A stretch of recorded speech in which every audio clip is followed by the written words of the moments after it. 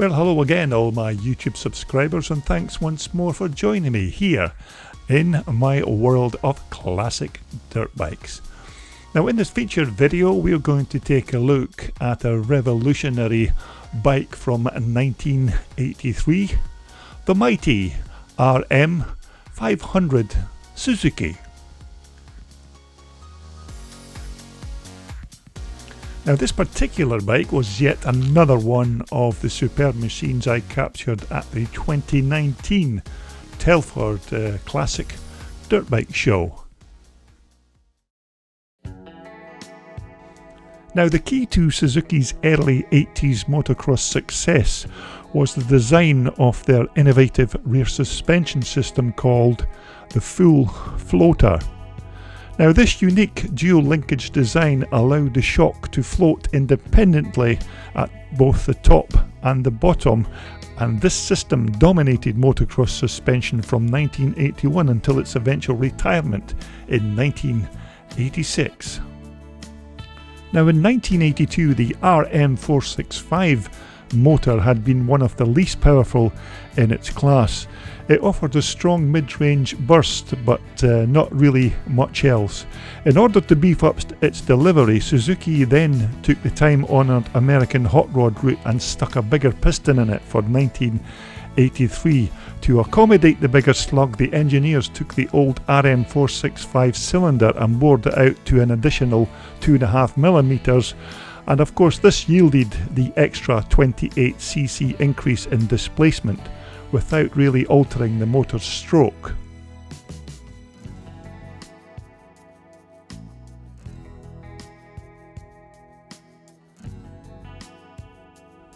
Now in the rear suspension department the outlook was much rosier for RM500 owners in 1983. This full floater rear suspension was well sprung and offered just about the best damping of any bike in its class in that year.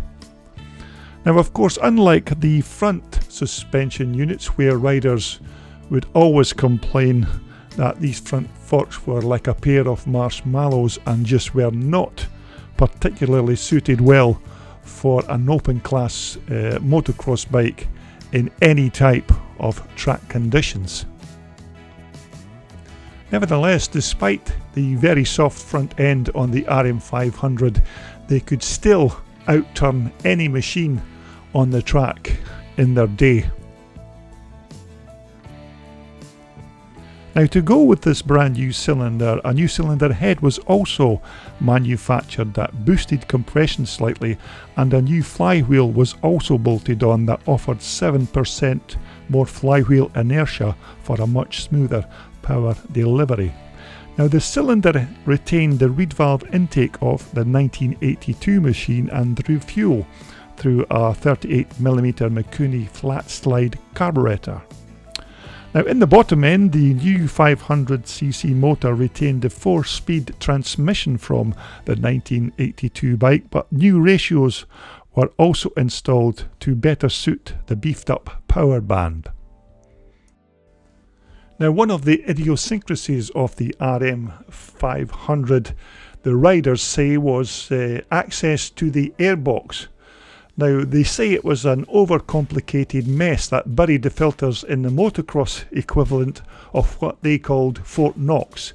Just getting to the filters was a marathon that required removing 2 side panels, 2 airbox covers, 2 cages and about a dozen assorted screws and bolts, all of them of different sizes and types. Although despite the misgivings in the airbox and front suspension department, it still had a light 227 pound dry weight, a mellow motor and an excellent rear suspension system.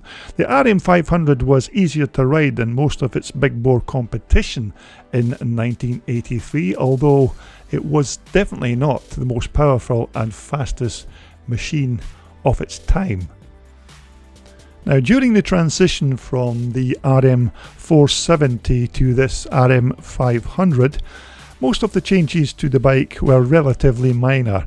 Cosmetically, the two bikes looked virtually identical, with the only differences being new decals, a blue seat, from the black seat in 1982 and yellow paint on the lower front fork stanchions. Mechanically, the bike was also only slightly updated from 1982.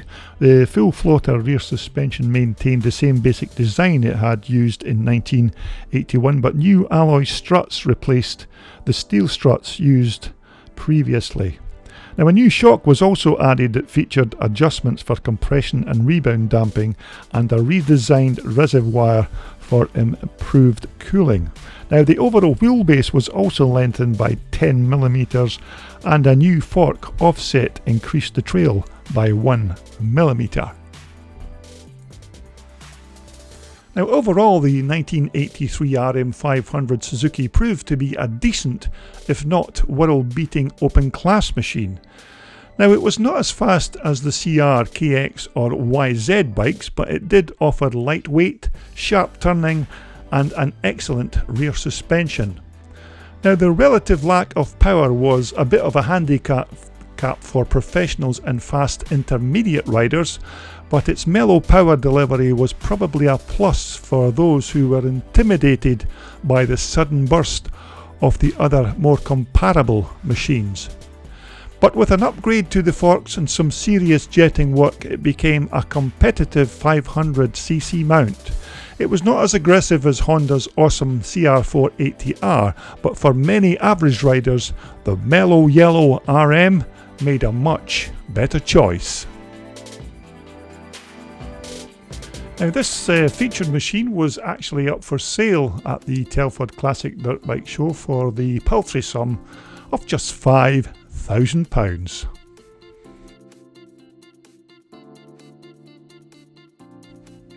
So there you have it, a very brief introduction to a very nice machine from 1983. That's the RM500 Suzuki. Now, I hope you stay tuned to my YouTube channel for yet more of these classic dirt bikes.